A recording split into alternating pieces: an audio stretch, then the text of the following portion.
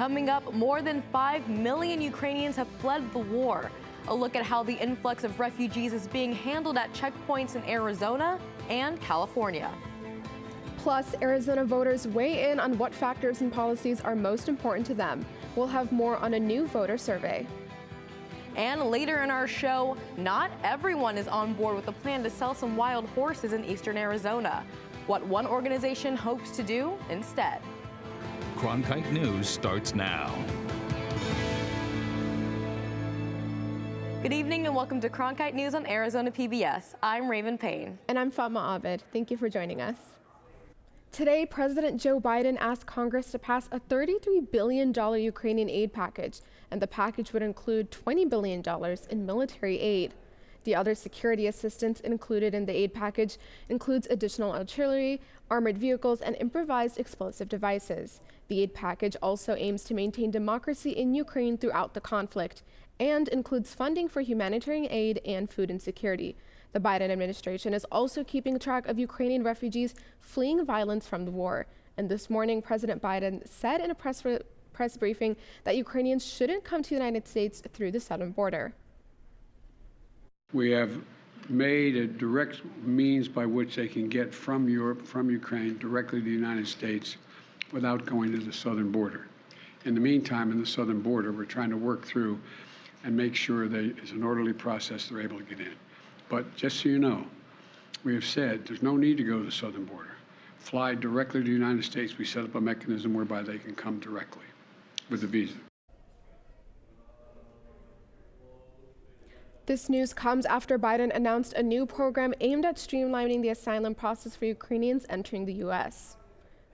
As that new program is finalized, the latest data shows that there were more than 3,200 encounters in March at the southwest land border.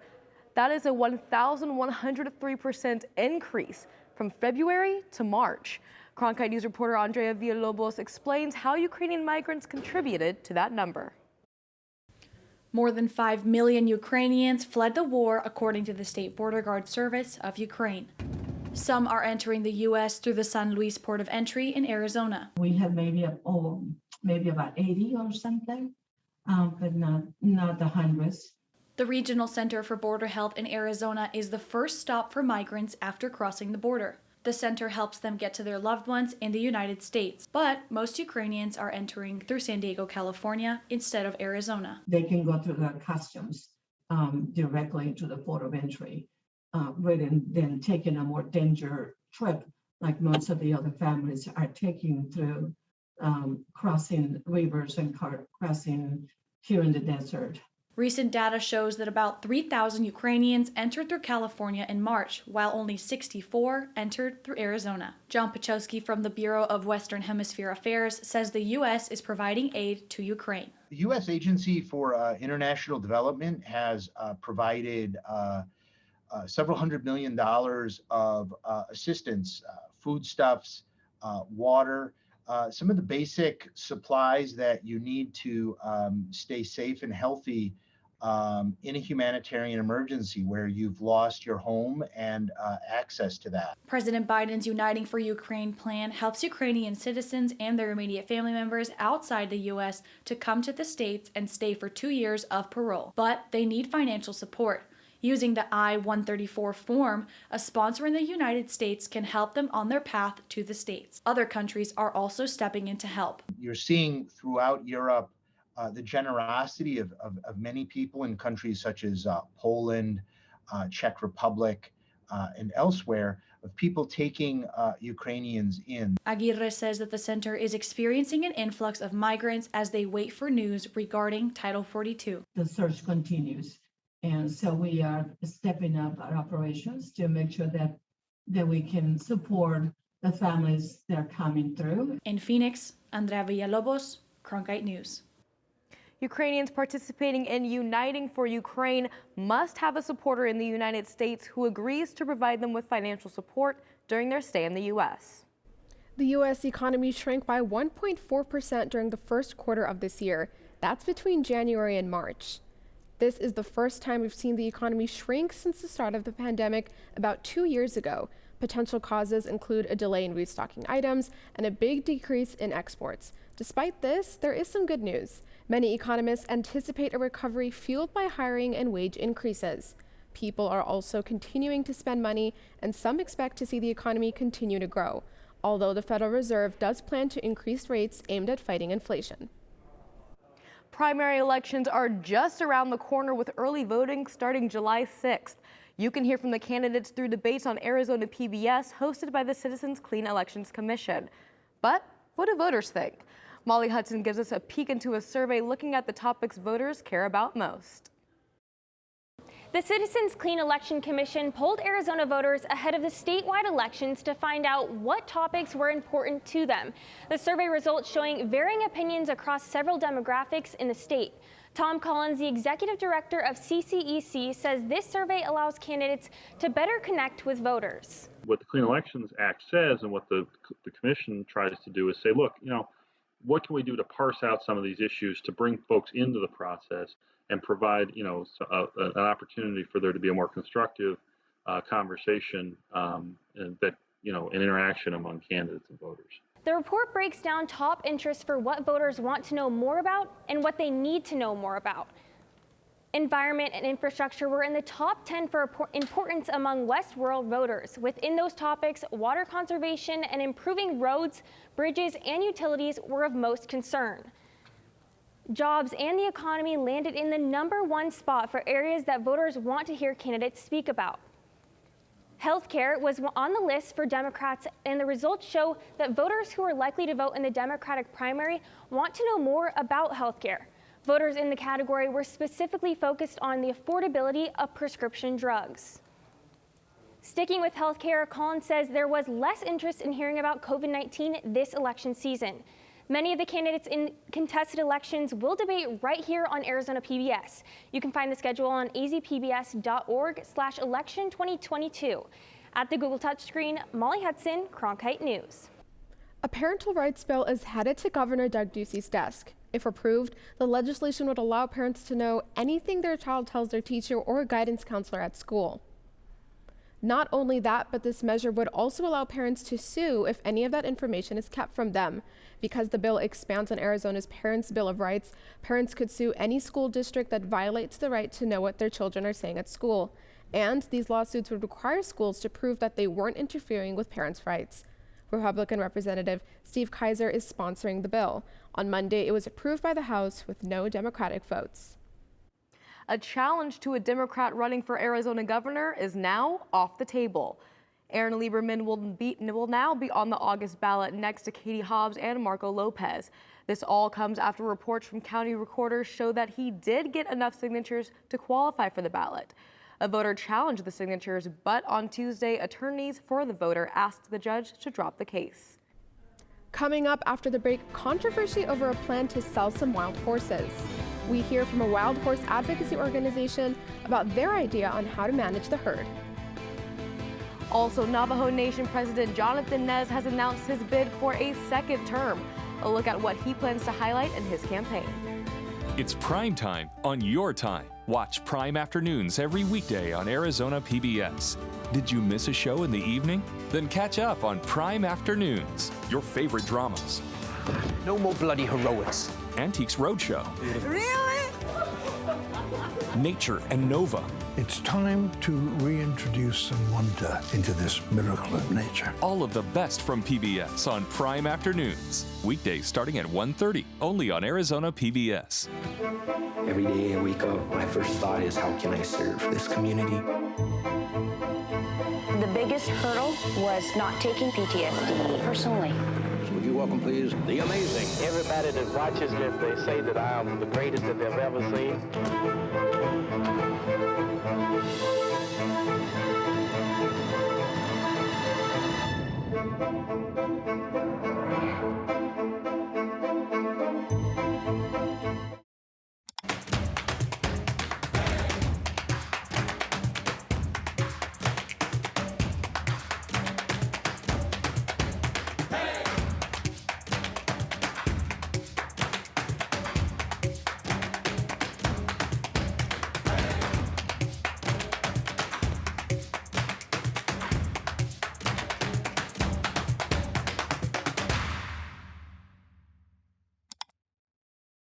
Here we go. Lights up. Whoa. As artists, we conduct our educations in public. You can never know whether it's going to be a success. One just has to risk it. It's you and the work and the place. It's a very particular relationship. Here's our lens. Tell us what you think. Friday night at 9 on Arizona PBS. Navajo Nation President Jonathan Nez announced last weekend he will seek a second term in office. Others have said they will run as well. The deadline for candidates to file for the election is May 4th. Since his swearing in back in January 2019, Nez's first presidential term has been underscored by the COVID-19 pandemic. Nez highlighted his administration's handling of the pandemic's effects on the Navajo Nation. He also pledged to continue economic recovery efforts, as well as plans to extend water and power lines on the reservation. Thousands of wild horses roam across the West, and Arizona has a number of wild herds. In eastern Arizona, there's a herd of around 400 that are in the center of a battle between a horse protection group and the federal government. Cronkite News reporter Mitchell Zimmerman explains how these horses may be removed from federal land. The Bureau of Land Management estimates there are more than 82,000 wild horses and burros on public land. More than 7,000 of these horses graze land in Arizona. We care about all wild horses, but particularly in Arizona, there's not that many wild horses left. Simone Netherlands with the Salt River Wild Horse Management Group spends her time caring for wild horses near the Salt River. We maintain the fences. We rescue the horses if they need it, if one breaks a leg or if one gets stuck in a cattle guard. We rescue those horses, cost the government nothing. While the Salt River horses have human advocates to support them, a herd of wild horses in the Apache Sitgraves National Forest aren't so lucky.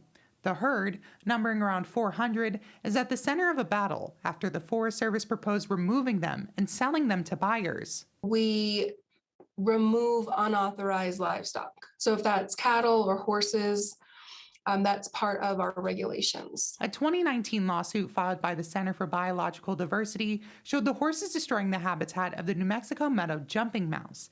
The Forest Service agreed to remove the horses and rehabilitate the area. We are going to be working with a contractor, and we will have passive trapping operations, and then animals will be sold at a public sale. Netherlands believes there are better options than removing the horses. For instance, managing them like the Salt River horses. Very similar. It's exactly the same amount of horses.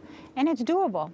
Approximately 400 wild horses live here at the Salt River. Now, the Salt River Wild Horse Management Group has been able to find an effective tool to level off the population, birth control. And they say it's an effective method to level off the population for alpine horses. We worked hard, and we only have 2 foals from last year. These horses, I love them. I drive and I go see them, but they need someone taking care of them. Tiffany Willis owns land near where the alpine horses roam. She says they need to be monitored more closely and supports removing them. They need homes. They need someone loving them because it's rough country up there. Netherlands and the Salt River Wild Horse Management Group are in talks with the department to potentially care for these horses. We're working to negotiate with the Forest Service, and if that doesn't work, then we will sue them. Ultimately, they hope a managed group of horses is allowed to roam in the Apache Sitgraves Forest, like the Salt River horses. In Fort McDowell, Mitchell Zimmerman, Cronkite News. In a press release, the U.S. Forest Service says they are continuing plans to remove up to 20 wild horses. So far, there's no date set for their removal. Arizonans can expect some sunny and warm weather these next few days. Faith Abercrombie joins us now in the Cronkite News Weather Center with more on this week's temperatures. We're warming up here in the valley, but also all over the state. But as we take a closer look at the valley high temperatures tomorrow, we're averaging in at about 88 degrees. It'll be 90 degrees as our high temperature tomorrow here in Phoenix. Upper 80-degree temperatures in Tempe and Scottsdale, but mostly those 90-degree temperatures across the valley. We'll have a UV high at about 9, so make sure to lather up that sunscreen. Now, as we take a look at our friends up in northern Arizona, if you're looking to take a trip this weekend, it might be a good one to take, as it'll be 68 degrees in Flagstaff as their high tomorrow. 66 over in the Grand Canyon. Now, as we take a look at our evening planner tonight, Sun will set around 7:05 p.m. It'll still be 86 degrees. Perfect temperature to enjoy some dinner outside. Around 10 to 15 mile per hour winds as well. Looking ahead at next week and over the weekend, this weekend it'll be 96 degrees on Saturday, a little bit warmer than our last workday. But as we take a look into the beginning of next week, we're going to see a little bit of those clouds, but they'll dip off a little bit, mostly clear and sunny skies, hiking up to 97 degrees on Thursday as our high temperature. Well, that is your 8-day forecast from the Weather Center. I'm Faith Abercrombie. Sports. It's coming up after the break. Two Tempe Prep sisters competed in their final game together, or so they thought. We'll look at their unexpected reunion on new turf. Stay tuned.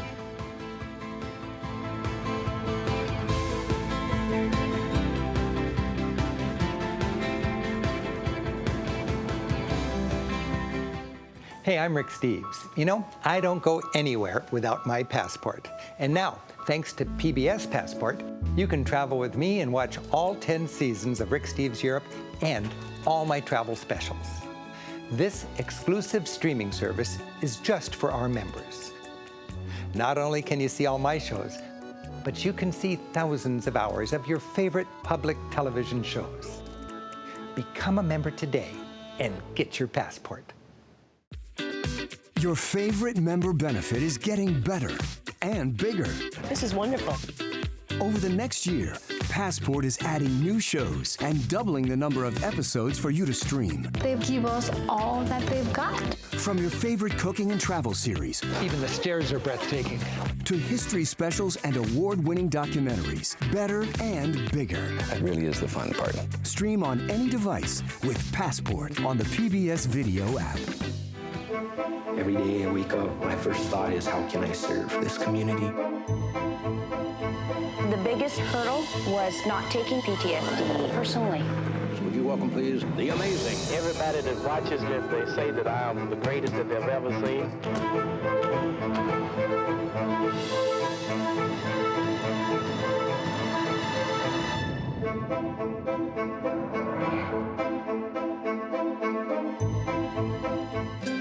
Stream the best of PBS on any device with the PBS Video app.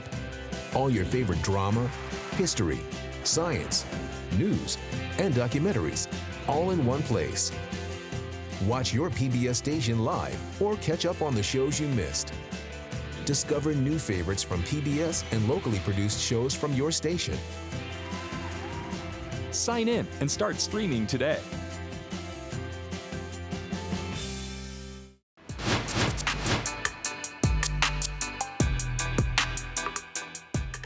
Welcome back to Cronkite News. I'm Andrew Kurland, and this is your Cronkite Sports Report. The Suns travel to the Big Easy tonight to take on the Pelicans for Game 6. The Suns took a 3-2 series lead after Tuesday's victory in Phoenix and can grab a spot in the conference semis with a win tonight.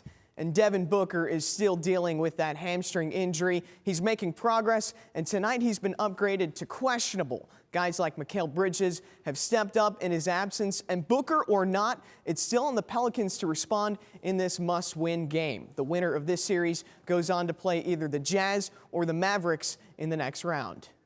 Two Tempe sisters spent their entire lives playing together on the pitch, but their shift is focused now to a different type of pitch. Cronkite News reporter Zachary Larson tells us how these two sisters are helping one another on the Valley baseball team. Amy and Kaylee Gonzalez have been playing sports together their entire lives. The sisters played soccer at Tempe Prep and figured they had played their final game together last fall, since Amy is graduating. We were like, oh, this is our last sport we're ever gonna play together. Like, this is our last thing we're ever gonna do together. But little did they know they'd be back on the field again, the baseball field. After having 22 players on last year's team, baseball coach Brad Sullivan found himself with just 11 players on the roster to begin the season. Get out of the way, David. We weren't going to Florida. And so I talked to their dad and Kaylee before one of the games. And I said, hey, would you guys be willing to come out and, try out? And they laughed. Oh, coach is just goofing on us, And I was like, I'm not smiling. We need you. Amy and Kaylee had never played baseball before, or softball for that matter. But their brother David, who plays on the team, has helped them navigate the sport. David's been playing baseball since he was really little, so we always just like go out front and throw the ball around, but I've never really played softball or anything. The addition of the Gonzalez sisters has paid off, as the team is currently in contention for a 1A playoff spot. They can both pinch run, play the outfield, and even get some at-bats. I've never coached a team, and I've been coaching for 20 years, 15 years at the high school level. We've never had a girl on the team, but they've all embraced it. They came out and they went through the whole thing and just got better every day. Despite being the only girls on the team, the support shown from their teammates has made the experience worth it. They've all been amazing. They've all been really supportive of me. I don't have a glove still. I use somebody's glove every game. They all like give me their glove. They help me out when I need it. They give me tips and tricks. They do whatever they need. They explain things to me, but they're very like good about just making me feel a part of the team. Amy and Kaylee hopes that their experience will show that other girls can play baseball just like them. In Mesa, Zachary Larson, Cronkite News. Usually what happens in Vegas stays in Vegas, but over the next couple of days, everyone will know what comes out of the NFL draft. The first round is just getting underway at the Strip, and the Cardinals will have the 23rd overall pick tonight. And for likely the 9th year in a row, ASU football will have players getting drafted. There are 10 Sun Devils who are hoping to hear their names called in the coming days. The list includes players like running back Rashad White and O-lineman Kellen Deesh, who are both projected to go in the 4th round. Sports gambling is growing across the country, and most professional athletes are prohibited from betting on themselves or their sport, but not in MMA. Cronkite News reporter Parker Dunn caught up with an Arizona fighter who used people's betting against him, and that's why he bets on himself. In each of his last 3 fights, professional MMA fighter Austin Worms was an underdog on just about every sportsbook. Worms was aware of this and remained unfazed, defying the odds each time he stepped into the cage, because to him, this is nothing new. I've been the underdog my whole life, like as far as sports. As a kid, I was never the most athletic, but I always had a good work ethic. I always pick last in dodgeball, but then I'd be the last dude in there. I'm used to being the underdog. I like it, I embrace it. Worms enjoys being an underdog because it allows him to make money by betting on himself, since professional fighting organizations such as the LFA allow fighters to bet on themselves to win. This past fight, I put money down on myself. My paycheck gets that much better at the same time. So I'm totally cool being the underdog. If they keep letting me be the underdog, I'll take it, just because it's a better payout for me. One of Worm's favorite things about being an underdog is that it gives him the opportunity to showcase his skill set and silence a crowd cheering against him. It's the best. I remember my pro debut. I fought a dude who was 3-0. My amateur record wasn't the best, so they're like, okay, this is a feed me fight. I end up armbarring the guy in about a minute. The whole crowd was just quiet because they're all there for him. Worms feels he turned the corner in his career because of the change he made to the mental aspect of his fighting. They don't know my mind state. That's one thing you can't put in the books. This 3-fight win streak, my mind, complete another level than I was just a couple years ago. Sportsbooks take into account many different factors when determining betting lines for a fight. But unlike wins and losses, one thing that cannot be determined by a statistic is the determination to win in the cage, regardless of who he is facing. In Surprise, Parker Dunn, Cronkite News. Well, that's one for the underdogs right there. Well, that's all I have for today's Cronkite Sports Report. Back to you, Fatma. Coming up, a penguin colony in Antarctica has a new friend living among them. Meet the new project run by scientists looking to better understand what can affect marine ecosystems.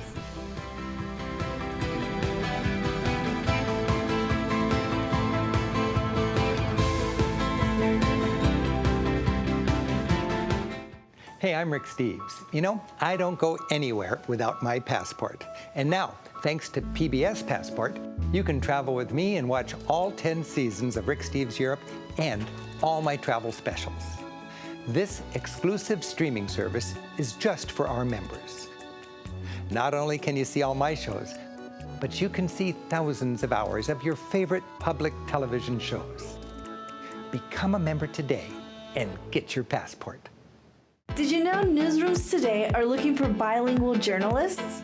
Cronkite Noticias prepares you to cover diverse communities. In Cronkite Noticias, you will obtain an unforgettable experience. Nopales como este Ducey van a tumbar. Cronkite Noticias. And develop your skills with the latest technology.